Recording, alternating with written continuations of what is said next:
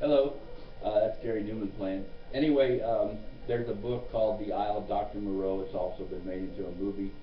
It's about a scientist who's experimenting with gene splicing to try to turn animals into human beings.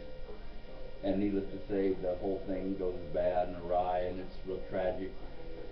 And there's a part where the keeper of the law, who is also part goat and part man and I don't know, part something else, is talking at the end, and he says, and the hero is saying, I'll get help and bring some people back. Maybe they'll understand what Moreau is doing.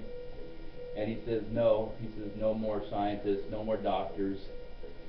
He says, we have to be what we are. To walk on two legs is very, very hard. Maybe it's better to walk on four. And so then Douglas, who's the hero, leaves the island and records everything that happened, and that becomes the book. Well, for a long time, it was like I considered myself an outcast because of my beliefs and all this kind of stuff. And then I realized, well, who was the biggest outcast in history? Of course, that was Jesus Christ. And why was he an outcast? Because of his beliefs. Because people didn't accept who he was and all that kind of stuff. So, and I remember in one of the Gospels where his apostles come to him and they say, how will we know that we're doing the right thing, that we're in the right religion and that we're doing what we're supposed to do? And he simply said, because you'll be hated. He says, you won't be liked by anybody. You'll be hated. Look at my example. You'll be hated by the world.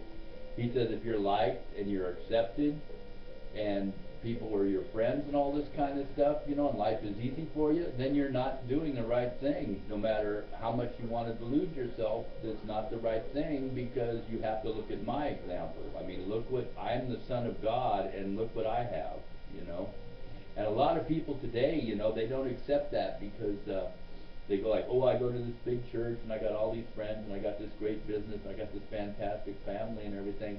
And, I say to them, I don't say it to them, but I say it in my head. I say, well, then, you're not doing what you're supposed to be doing, because, I mean, look at the example of the one you're supposed to follow,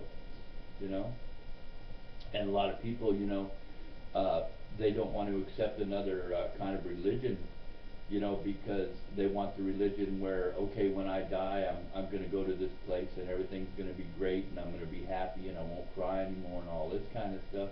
Well, to me that's unrealistic. I'm sorry. This is just like a testing ground down here, and the next dimension is another testing ground. And I feel that in the next dimension, you still have problems, you still have hassles, and you still have turmoil and stuff like that. You just don't deal with it in a fleshly body anymore. That's what the next dimension is about. That's more what the next dimension is about than the religious part of it. The next dimension is you don't deal with your body anymore. You deal with what's inside your body, your essence, what gives you life, your soul, if you will. But you still have the same hassles and problems and stuff that you had down here. But now you have to deal with them as a soulless being, or a bodiless being rather, with just a soul. See, the Tibetans call it the formless one, because you have no form. It's just the essence of what gives you life. Well, a lot of my kids, my kids, my sons and my daughters, they've been following me for a long time. Not following me as far as like obeying me, but following me is like what I'm into and stuff like that.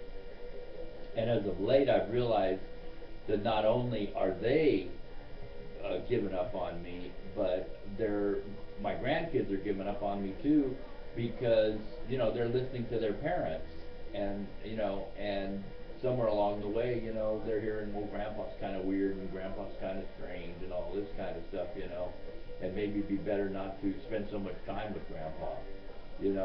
Well, I'm still the same person that I was when I was their father, and I was their grandfather and stuff like that. It's just that they've never accepted that I'm for real and that I'm 100% and that what I say is the truth, and stuff. They never have accepted that my resolve is 100% now. I believe this with all my heart and all my soul and everything.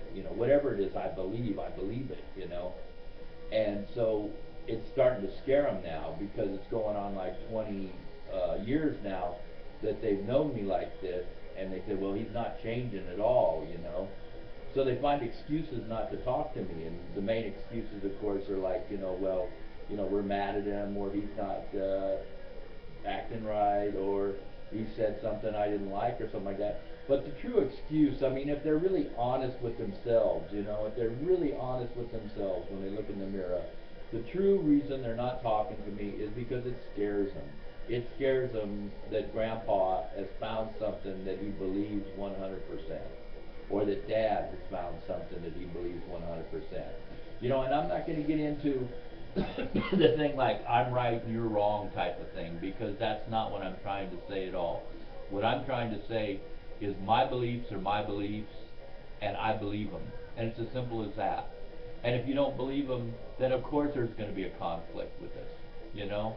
And I accept that because everybody has the right to search for their own solutions, you know. And I hope my kids and my friends and my associates and my family are searching for their own solution.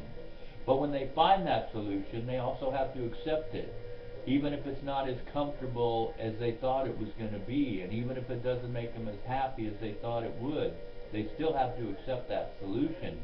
And the contradiction and the turmoil and the controversy in their life is going to be when they don't accept that solution, when they look for something that's a little bit more comfortable, or a little bit more acceptable, or something that doesn't make you an outcast or something like that, see? Then, you know, if they settle for that, then that's exactly what they're doing. They're settling. They're not getting or experiencing life 100% because they're settling. And I've noticed most of my kids are willing to settle. Most of my kids are willing to just, you know, find this one thing, and then, okay, well, this, you know, it gets me through the night, you know, and it keeps me sane and everything, so I'll stick with it for a while, you know. And all of a sudden the while becomes like decades, you know, and they know it's not what they started out looking for to begin with, but they still accept it because, hey, you know, I don't have to hassle things that much, and I'm kind of happy, so yeah, I'm going to do it. You know, and I don't want to be that person. You know, I don't want to be that person who's always complacent and comfortable and just sits back and just watches the world go by. You know, I have to be that person that's trying to be a world beater, that's trying to change things. You know, I want to be the person that's, you know, there to protect the weak, you know, and speak up for the people that can't speak up for themselves, you know, and look at injustice and inequality and fight it and stuff like that. That's the kind of person I've always wanted to be, and that's the kind of person I'm going to be to the end, you know. And if my friends have a problem with that, and if my acquaintances have a problem with that, and if my family has a problem with that, then they're just going to have to deal with it however they want to deal with it. You know, it's as simple as that. Because I'm not going to change my ways to make things more comfortable for them. If anything, I'm going to even get stronger and more resolute and make things even more uncomfortable for them. So, and it's like, I've always noticed right around the holidays, you know, and we're getting into the holidays now, you know.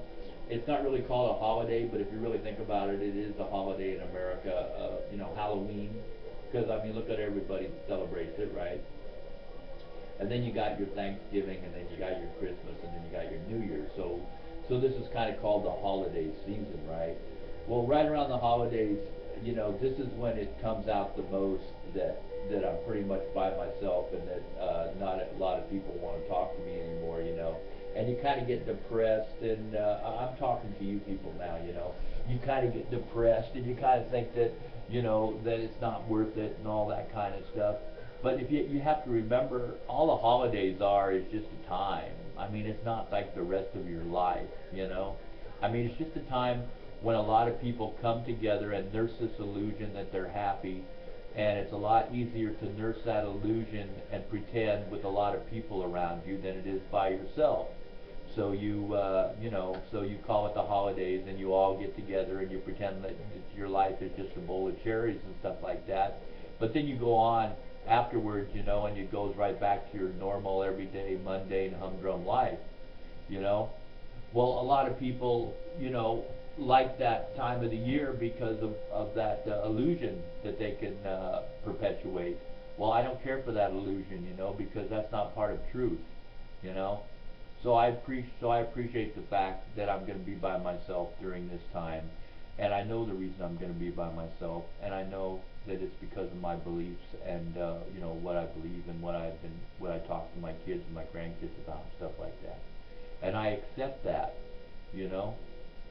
So anyway, I got up this morning and this was on my mind, so I decided I'd share it with you.